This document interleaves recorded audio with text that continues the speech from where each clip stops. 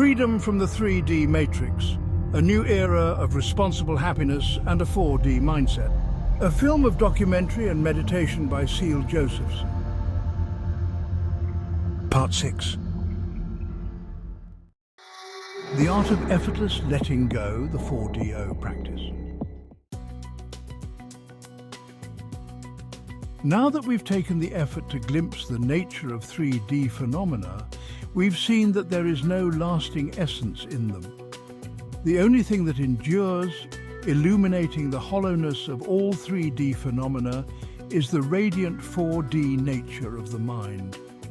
After gaining this experience through the 4DS practice, and assuming we've practiced it 1,000 times, we can now try a new practice we call 4DO. In 4DO, we even let go of the act of examination, the notion that there is something to check, and even the idea that there is anything doing the checking. There's nothing so-called real to achieve as there is nothing so-called real that imagines achievement. Both the phenomena and the idea of an I are simply illusions. On the other hand, there is nothing to achieve because everything is already present, available, and has always been. It's a state of being rather than doing. The notion of doing involves a subject who performs an action, an object on which the action is performed, and the act of doing itself. This is the setup in a 3D mindset. However, in this practice, everything is experienced in a 4D style, where the triangle of subject-object-action no longer applies. They are just like a hollow dream.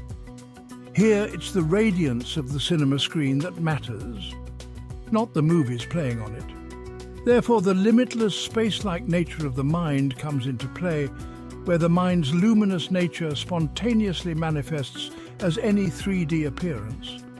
Still, we seek to understand the nature of the mind before any movement arises within it.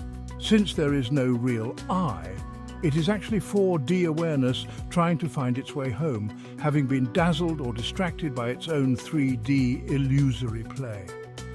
Mind is the king, while the ever-changing habitual consciousness is merely a playground.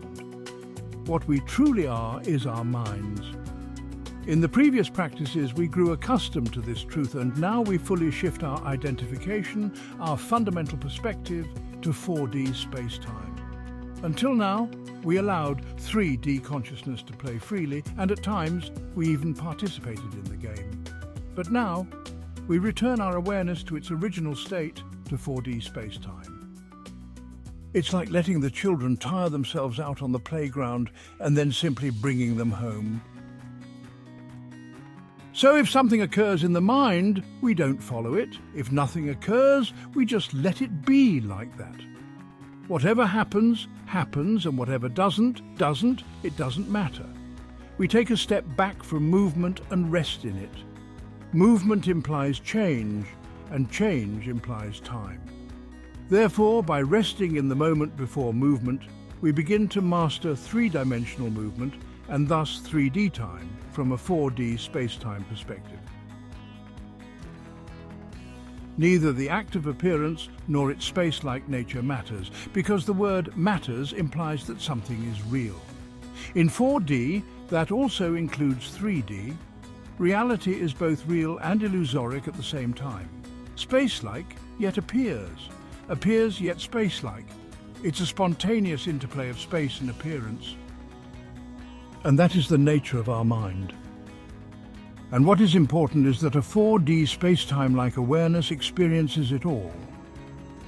4D space-time plays with its children, appearances and space-like nature. This is the ultimate meaning of all trinities, all triangles and all separations that are generated or observed by the third party, awareness. At the same time, this 4D awareness unites all dualities, all extremes, and all polarities by understanding, being aware, or simply experiencing the nature of the game. And we have to highlight that our 4D mind not only experiences it, but also manifests it. We have two key points to support this: a science-based and an experience-based. The science-based is the double-slit experiment, and the experience-based is the insights of those who have already understood the nature of mind, especially those who can manipulate the nature of 3D reality at will. Thus, this is the most important insight till now, and the essence of everything we've discussed. Everyone's mind is a 4D projector that projects 3D illusoric realities. As 4D starts to manifest 3D, appearance condense, and the wave makes the unwise error to start of think being independent from the ocean.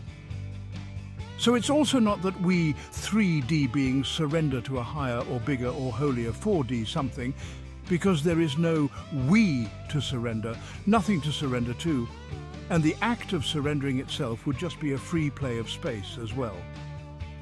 On the contrary, the experience of the nature of the 4D mind is this. Mind works itself out, and its 4D nature liberates itself effortlessly.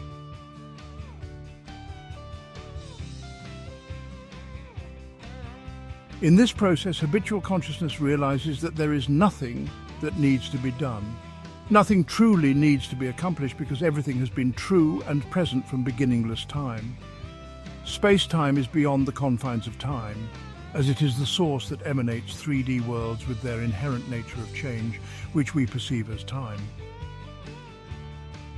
This way, everything we've done up to this point in this process becomes a phase, a stepping stone in the realization of the four-dimensional nature of mind. The oneness of past and future, combined with limitless space, a boundless flow of joy, energy and light, and an indestructible essence of space and clarity that intuitively knows everything and everywhere. This is the true nature of mind. This is the state of mind we simply get used to in the 4DO practice. This is not a state of blankness or indifference, but a state of heightened awareness, where the 4D mind is fully present to the richness and complexity of our experiences without being swept away by them. Well, we've narrated enough for now. Let's allow Seal to guide us through this practice so we can get a lively sense of it. 4DO in practice. And what's left is 4DO, where we also let the intentionality of checking go. So we just relax our minds and anything appear, keeping the 4D space-like awareness, and just see how the nature is transparent from 4D perspective. They don't have any lasting essence, and so on. And we keep in mind that this 4D space-time penetrates not only this Terra, but also all other planets and universes. So it's not a 3D universe in which we are thinking about and we would to become universal beings or whatever. We don't care about being universal rulers or whatever. It's not the nature of mind. It's still the play within the 4D space-time cinematic screen of our minds. It's just a movie, the 3D movie, whatever it appears. So we don't really take it serious. We just see it as it comes. It's the nature of 4D that it emanates this kind of mind states and different worlds and different kinds of beings. Because imagine the universe is limitless. Trillions and trillions and trillions of universes exist in which trillions of galaxies and trillions of planets. So conscious life forms penetrates the whole appearance world. So let us not be surprised when we hear about or see or whatever a non-human form being. Why not? So in 4DO, what we do is that we just relax our minds and don't ever think to not to think.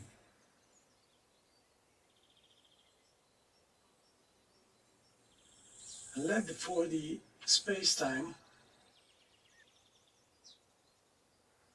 shine even more than the 3D pictures are, innerly or outwardly. If a thought appears, doesn't matter, or a feeling appears, doesn't matter, we just see its 4D space-like nature. No matter whatever happens outside, we see its 4D space-like nature, which is limitless, which appears in our 4D space-time-like mind's limitless space.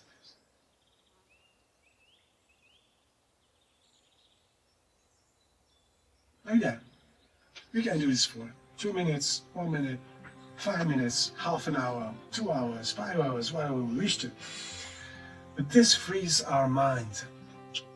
We become spontaneous, fearless, totally joyful, because in the limitlessness of space, when there are no blockages, energy can flow in a totally direct way. So we become really joyful, continuously. Still, at the same time, as joy is just a three-dimensional appearance, we don't take it too serious. We may enjoy it if we wish to, but we don't have to take it serious. Because what matters is a 4D space-time.